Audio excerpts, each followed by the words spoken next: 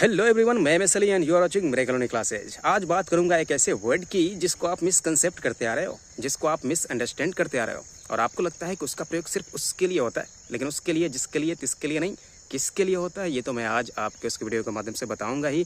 उससे भी पहले मैं आपको बता दूं कि मेरे पीछे आप देख पा रहे हो कितना बढ़िया नज़ारा है। बिहार की शान मानी जाती है, बिहार की प्रकृति है ये, बिहार की सीनरी है ये। आपको गाना याद आ रहा होगा इन सरसों को फूलों को देखकर, लागे कि जैसे खेतवा में सरसों फुला रहल बा। उदित जी का गाना आपने सुना है क्या? नहीं सुना तो कोई बात नहीं, बाद में सुन लेना, पहले इस वीडियो को तो देख लो कि इस वीडियो के माध्यम से मैं आपको क्या बताना चाहता हूँ।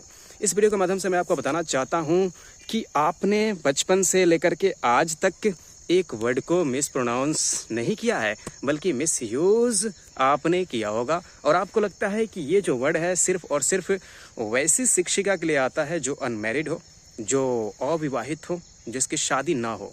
प्राइवेट स्कूल में आपने पढ़ा होगा, मैंने तो नहीं पढ़ा, लेकिन आपने ज़रूर पढ़ा होगा। अगर आपने पढ़ा है तो आपने मिस ज़रूर कहा होगा, यानी उस शिक्षिका को आपने मिस कहा होगा, उस अध्यापिका को आपने मिस कहा होगा जिनकी शादी नहीं हुई रहती है और उन्हें हम मिस कहते हैं। जैसे पायल मिस, पूजा मिस, है ना, फिर जैस्मिन मिस, वैसे ही आरती मिस, बहुत सारे मिस आपने बोला होगा, यानी बहुत सारी शिक्षिकाओं से आपने पढ़ा होगा जिनको आपने मिस कहा होगा। लेकिन क्या आपको पता है कि सिर्फ शिक्षिकाओं के लिए, यानी अनमैरिड शिक्षिकाओं के लिए ही मिस का यूज़ नहीं किया जाता है ना? आप इस भ्रम में हो ना कि जो लड़कियां स्कूलों में पढ़ाती है, प्राइवेट स्कूलों में पढ़ाती हैं, है ना, और अनमैरिड है तो उनको हम मिस कहते हैं, और जिनकी शादी वादी हो चुकी है उनको मैडम कहते हैं।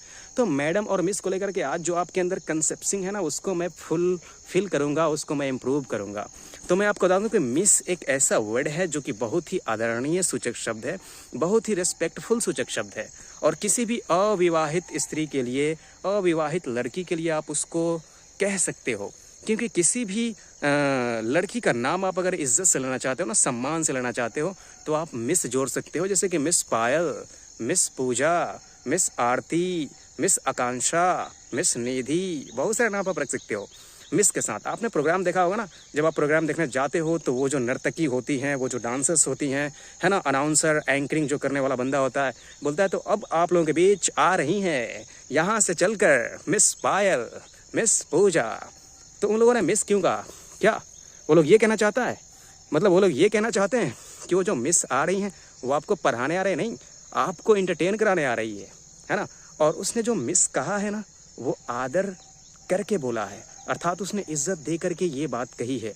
तो किसी भी लड़की को अगर आप इज्जत से नाम लेना चाहते हो तो उसके नाम से पहले आप मिस लगाते हो, और मिस के साथ उसके नामों को आप प्रोनाउंस करते हो, नामों को आप बोलते हो, जिससे आपको लगता है कि आप उसको बहुत आदर दे रहे हो। आपको नहीं लगता है, आपको लगे या ना लगे, लेकिन उसको ज़रूर लगेगा कि आपने बड़े ही प्यार से और बड़े ही सम्मानपूर्वक आपने उसका नाम लिया है।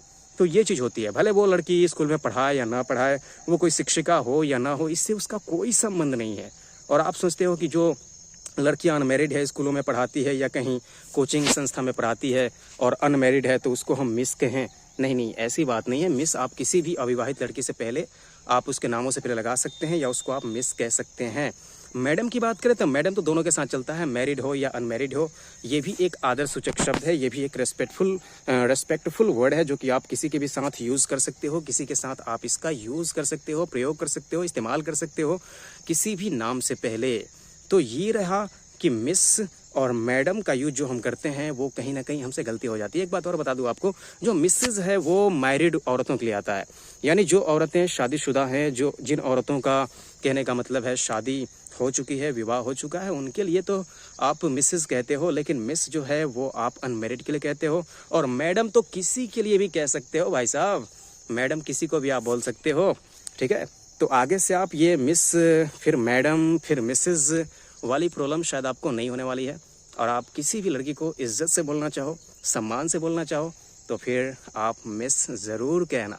और ये नेचर आपको कैसा लगा मुझे ये भी ज़रूर बताना, क्योंकि ये तो बिहार की प्रकृति है ना, और बिहार ही नहीं, ग्राम वासियों की प्रकृति है। और जो लोग भी गांव में रहते हैं उनके लिए तो फिर ये तो सबसे ओरिजिनल प्रकृति मानी जाती है। और हाँ, अब वो गाना सुन सकते हो आप, लागे कि जैसे खेतवा में सरसों फुला रहल बा। और कमेंट के माध्यम से मुझे ज़रूर बताना कि ये वीडियो आपको कैसी लगी। क्या ये फैक्ट पहले से आप जानते थे तो भी, नहीं जानते थे तो भी मुझे कमेंट करना नहीं भूलना, क्योंकि मुझे आप लोगों के कमेंट का बेहद इंतज़ार रहता है, बेसब्री से इंतज़ार रहता है। मिलेंगे नेक्स्ट वीडियो में, तब तक के लिए आप सबका दिन बहुत ही शुभ हो, मंगलमय हो। एंड पीसफुल हो।